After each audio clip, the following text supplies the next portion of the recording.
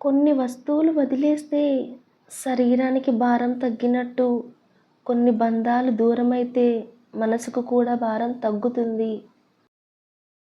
మనకు నష్టం కలిగించిన వారిపై కక్ష సాధించాలి అనుకుంటే దానివల్ల మన శక్తి, సమయం వృధా అవుతాయి. వారి కోసం ఆలోచించవద్దు. ఎందుకంటే ఎంతో విలువైన మిమ్మల్ని వారు ఎప్పుడో కోల్పోయారు. మన వల్ల సంతోషాన్ని పొందిన వాళ్ళు ఉండాలి కానీ మన వల్ల బాధను పొందిన వాళ్ళు ఒక్కరూ ఉండకూడదు. ఇదే మనం ఎలా జీవించాము అనడానికి తార్కాణం. మంచి ప్రవర్తనతో మంచి పనులు చేసేవారు మాత్రమే నిజమైన ధనవంతులు. వారికి ఉన్న ఆ మంచి గుణాలే వారి సంపద. బలం బలగం ఉందని విర్రవీగితే అవి రెండూ దూరమైన రోజున మనిషి విలువ, మంచితనం విలువ ఏమిటో నీకు తెలుస్తుంది. తెలుసుకోవడానికి ముందుకు వెళితేనే ఎన్నో నేర్చుకోవచ్చు.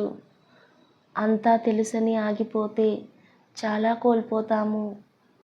చెవులతో మాత్రమే విని కళ్ళతో చూడని ఏ విషయాన్ని గుడ్డిగా నమ్మకండి.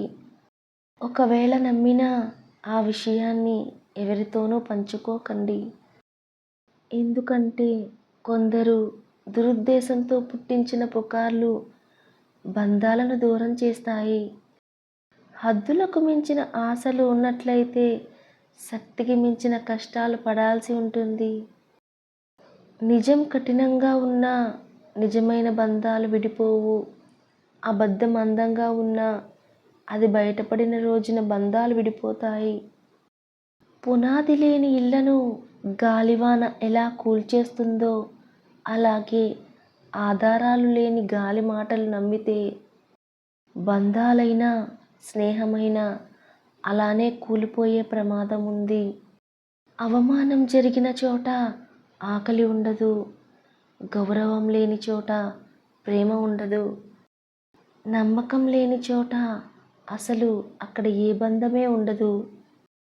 చేసింది తప్పని తెలియక వాదించే వారితో కంటే తప్పని తెలిసి కూడా బుకాయించే వారితో స్నేహం, బంధం వ్యర్థం. బంధం పదిలంగా ఉండాలంటే అర్థం చేసుకునే మనసుతో పాటు రాజీ పడే స్వభావం కూడా మనలో ఉండాలి. అపార్థం చేసుకొని నిందించే ప్రతి ఒక్కరికి మనం సమాధానం చెప్పనక్కర్లేదు. అర్థం లేని మాటలకు బాధపడకూడదని మన మనసుకు చెప్పుకుంటే చాలు.